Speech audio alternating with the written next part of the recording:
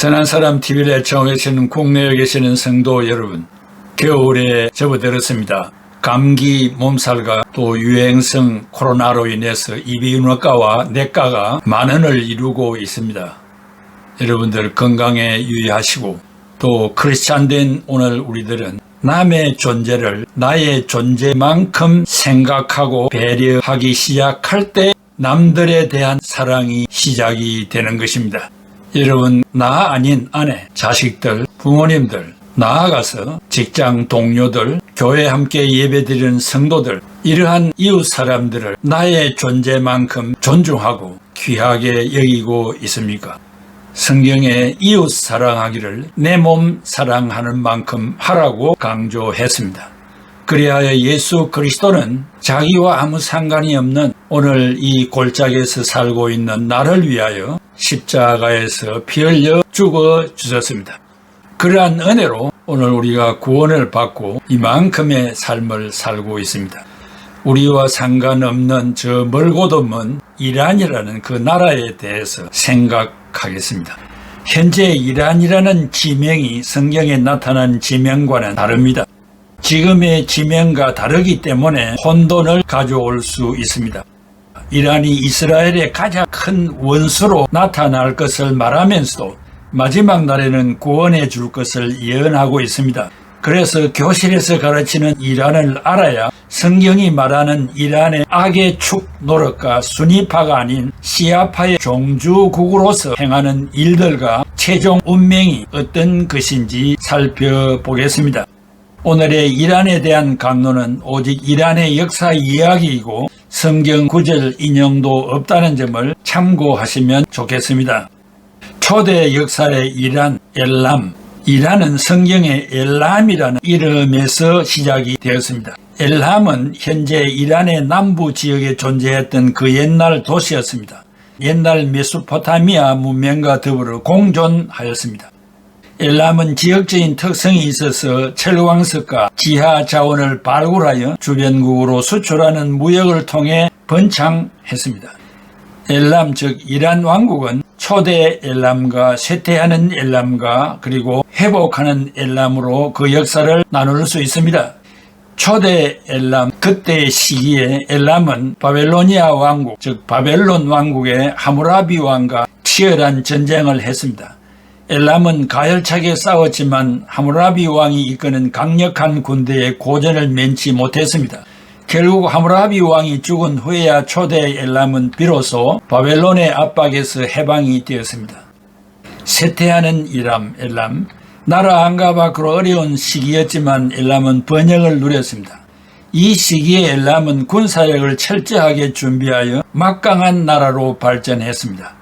그러나 이웃 나라인 강국 아수르에 패전하여 고난을 경험하였지만 엘람의 역사 가운데 최고로 강한 무력을 가진 왕인 슈투룩 나훈테가 권력을 가지게 되면서 엘람은 다시 발전을 하게 됩니다. 심지어 이때 엘람은 바벨론을 점령하고 하무라비 법전을 가져오는 업적을 얻게 되었습니다. 하지만 이후 바벨론의 유능한 군주 느부갓네살 1세의 공격을 받게 되면서 중세 엘람의 전성기도 쇠퇴하게 됩니다. 재체 회복하는 이란 엘람, 주변에 아수르는 강력한 군사력을 보유하고 있어서 엘람과는 비교할 바가 아니었습니다. 결국 엘람은 아수르의 정복 군주 아수르비니팔의 공격으로 BC 539년에 멸망하여 그렇게도 번창하고 잘 살던 엘람 왕국의 역사는 그 막을 내리게 됩니다. 그 내부를 들여다보면 첫째 메디아 왕조, 이란이라 할 수 있습니다. 메디아 왕조는 바벨론과 함께 결국 아수르를 진멸하는 데 성공합니다. 이렇게 아수르를 무너뜨린 이후 메디아 왕조의 지도자들은 사치와 향락에 빠져들고 말았습니다. 키루스 대왕의 업적. 키루스 대왕은 힘을 길러 메디아 왕국을 즉 이란 왕국을 손쉽게 점령했습니다. 그리고 나라의 이름을 페르시아, 이란으로 정하니 바로 아카메네스 왕조 페르시아가 BC 550년에 시작이 된 것입니다. 페르시아를 세운 키루스 대왕은 엄청난 정복 활동을 펼쳤습니다.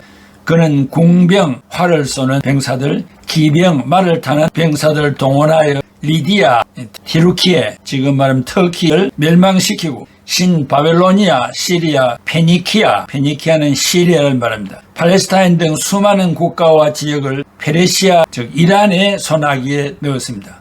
이후 캄비세스 2세가 이집트까지 손에 넣고 서아시아 대부분을 장악한 거대 제국이 되었습니다. 셋째, 다리우스 1세는 더 강력한 나라로 만들었습니다. 아케메네스 왕조 페르시아는 그리스를 정복하기 위한 전쟁에서 패배하였습니다.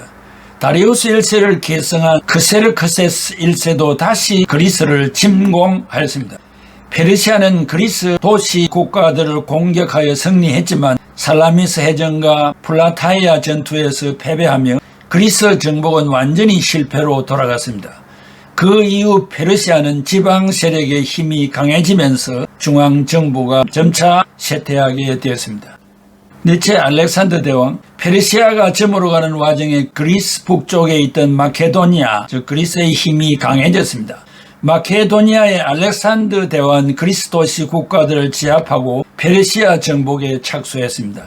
알렉산더와 전투를 벌인 페르시아의 다리우스 3세는 무참히 패배하고 말았습니다. 이후 벌어진 전투에서도 패배한 다리우스 3세는 결국 자신의 신하였던 베수스에 의해 BC 330년에 죽임을 당하고 말았습니다. 알렉산더 대왕은 페르시아를 차지하고 또 인더스강 유역까지 진군했습니다. 인도 원정에서 돌아온 알렉산더 대왕은 그리스와 페르시아를 아우르는 최강자가 되었지만 그는 젊은 나이에 갑작스러운 죽음을 BC 323년에 맞이하게 되었습니다. 알렉산더 대왕이 죽은 후 그가 건설한 대제국은 내분으로 얼룩졌습니다. 분열과 갈등 끝에 셀레우커스 1세가 시리아와 메소포타미아, 인더스강 인근을 아우르는 지역을 확보하였습니다. 바로 셀레우스코스 왕조가 들어선 것입니다. 셀레우코스 1세는 인도 마우리아 왕조의 왕이었던 찬드라 굽타와 대결을 벌이고 평화조약을 맺기도 했고 알렉산더의 위협을 본받아 다양한 정복 활동을 펼쳤습니다.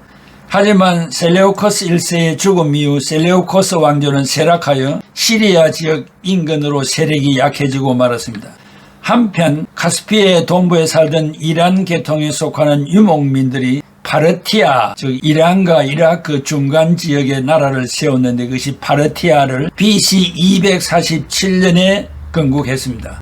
파르티아는 세력을 확장하며 셀레우코스 왕조가 차지했던 지역들을 대거 손에 넣었습니다. 파르티아는 자국이 페르시아, 즉 이란의 전통을 이었고 무역을 담당하여 상당한 번영을 누렸습니다. 하지만 로마의 경쟁과 갈등으로 파르티아는 점차 쇠락했습니다. 다섯째, 사산 왕조. 3세기 초에는 파르티아가 멸망하며 이란 계통의 유목민이 사산 왕조 페르시아를 건국했습니다. 사산 왕조 페르시아는 아케메네스 왕조 페르시아의 부흥을 추구했습니다. 로마 제국과 경쟁하며 세력을 키우던 샤푸르 1세는 260년 에데사 전투에서 로마 제국의 황제 발렐리아누스를 상대로 승리하고 그를 포로로 잡는 업적을 세우기도 했습니다. 이렇게 로마 황제를 이길 정도로 강했던 샤푸르 1세는 자신을 왕중왕, 즉 샤한사라 칭했습니다. 사산 왕조 페르시아는 지방을 통제하고 페르시아어를 공용어로 삼아 파르티아처럼 중개 무역을 통해 상당한 경제적 번영을 이루었습니다. 하지만 사산 왕조 페르시아도 동로마 제국과의 전쟁에 시달리며 차츰차츰 약해지기 시작했습니다. 여섯째, 이슬람교의 확장. 사산 왕조 페르시아와 동로마 제국이 치열한 경쟁을 펼치는 사이 아라비아 반도에선 무함마드가 이슬람교를 창시한 뒤 세력을 키웠습니다. 무함마드의 죽음 이후 아라비아 반도를 넘어 세력을 확장한 이슬람 세력은 결국 정통 칼리프 시대인 651년에 사산 왕조 페르시아, 즉 이란을 무너뜨렸습니다. 이후 이슬람의 우마이야 왕조, 아바스 왕조, 부하이 왕조가 연이어 현재 이란 지역을 통치했습니다. 한편 중앙아시아의 셀주크가 이끌던 티르크족이 이슬람교로 개종하고 세력을 늘렸습니다.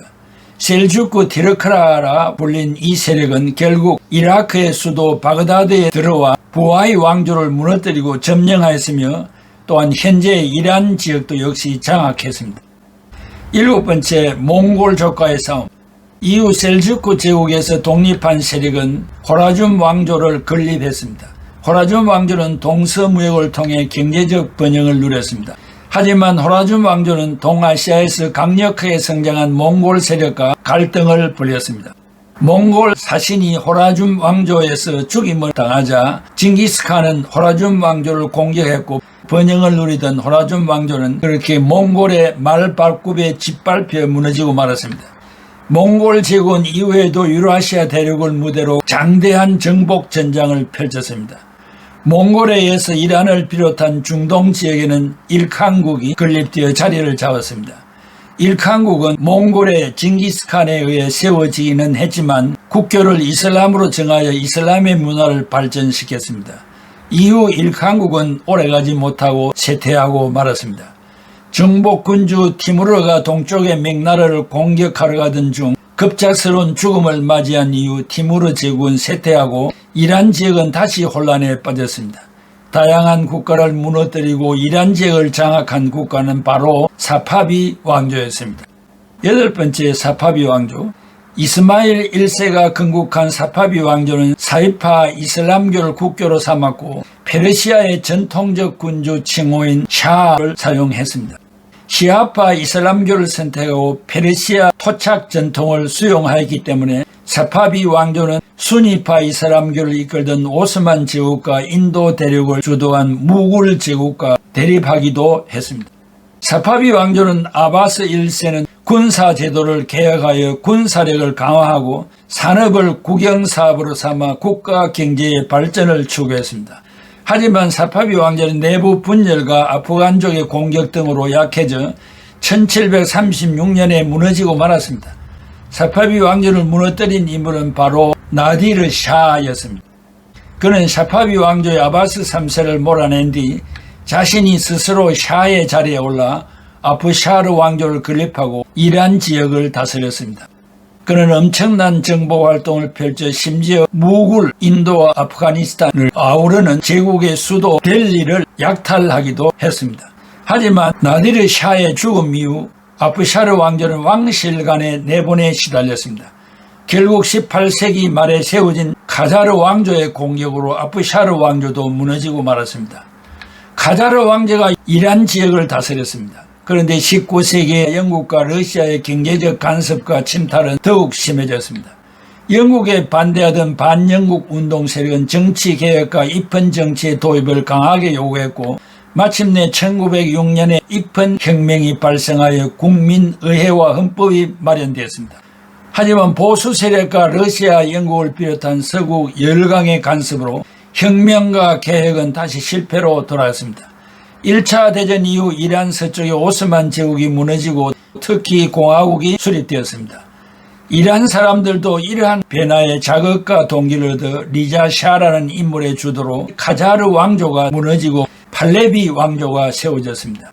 변화를 주도한 리자 샤는 나라의 이름을 공식적으로 이란으로 정하고, 이러한 개혁을 통해 리자 샤는 이란을 근대화하려고 했습니다. 그런데 이러한 근대화 정책의 추진 과정에서 이슬람교 지도자들과 팔레비 왕조 사이의 갈등이 점차 증폭되었습니다. 그래서 리자 샤는 2차 대전 당시 독일을 비롯한 추축국, 즉 세계 제2차 대전 때 일본, 독일, 이태리가 합쳐졌고, 거기에 반하여 미국, 영국, 프랑스와 대립한 나라들에 접근했다는 이유로 결국 미국, 영국, 프랑스 등 연합국의 압력에 의해 1941년 퇴위당하고 말았습니다.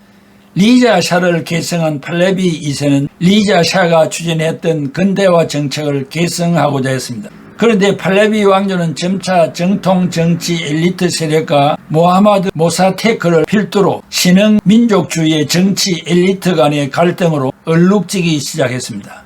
팔레비 왕조는 민족주의 세력의 의회 설립 요구를 받아들였습니다. 그러나 1949년에 소련과 친한 정치 세력이 리자 샤를 죽이려고 시도한 사건 이후 팔레비 왕조는 점차 보수적인 성향으로 기울게 되었습니다.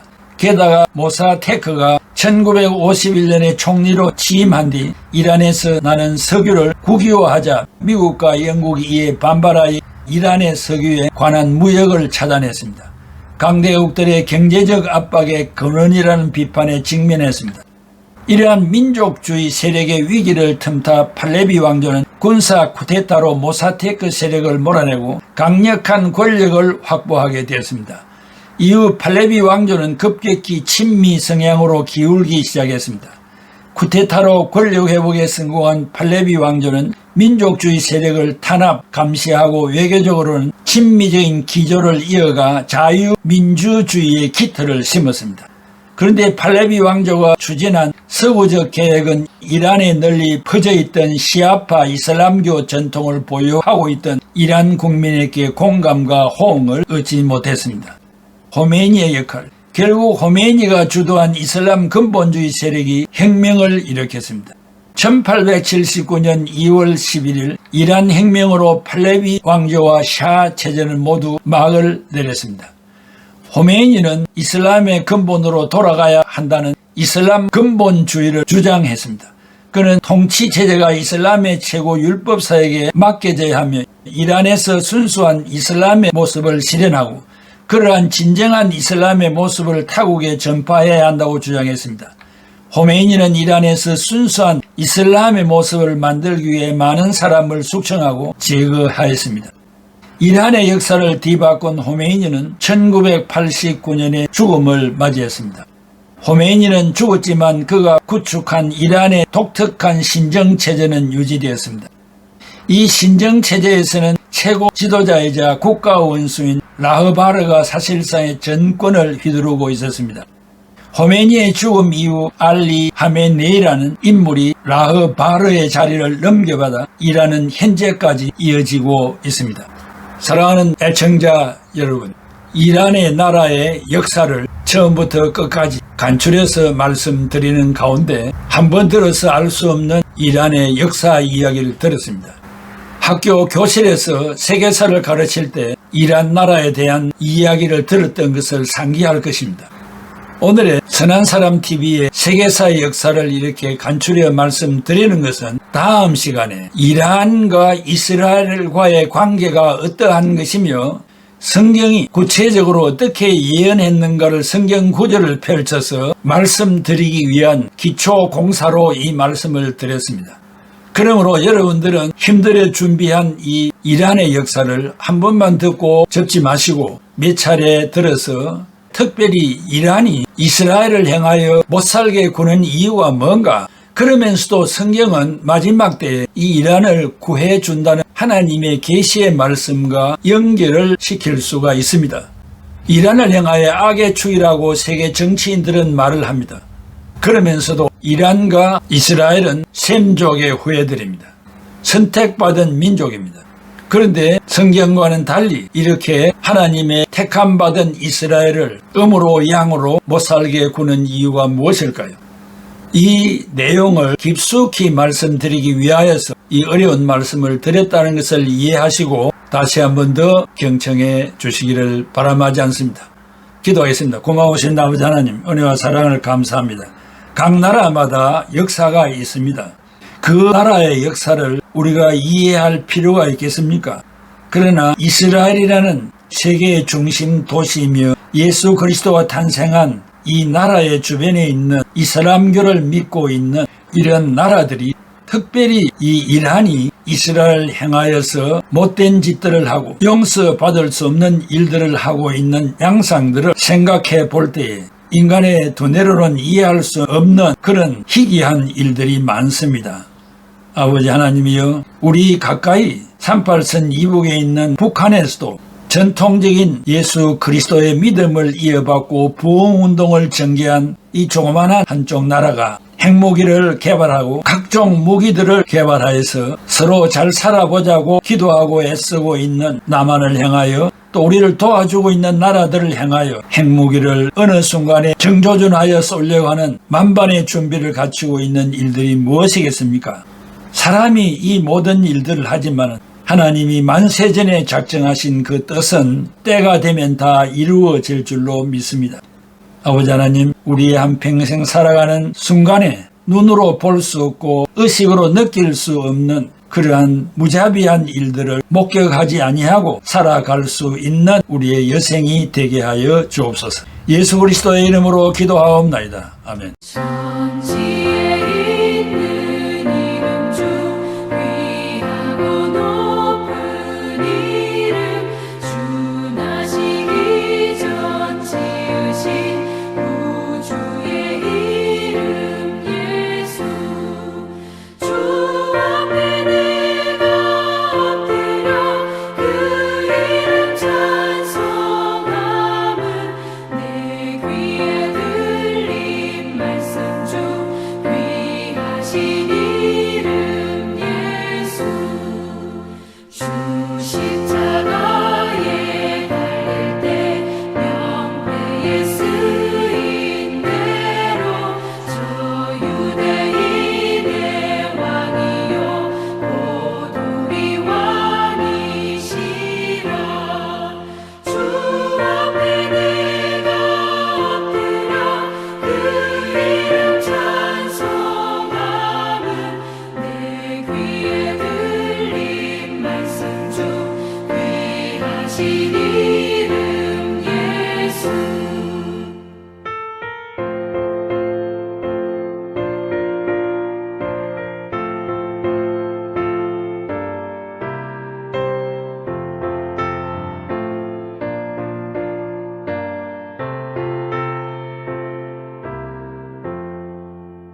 지금도 살아계셔서 언제나 하시는 일 나 같은 죄인 부르사 참 소망 주시도다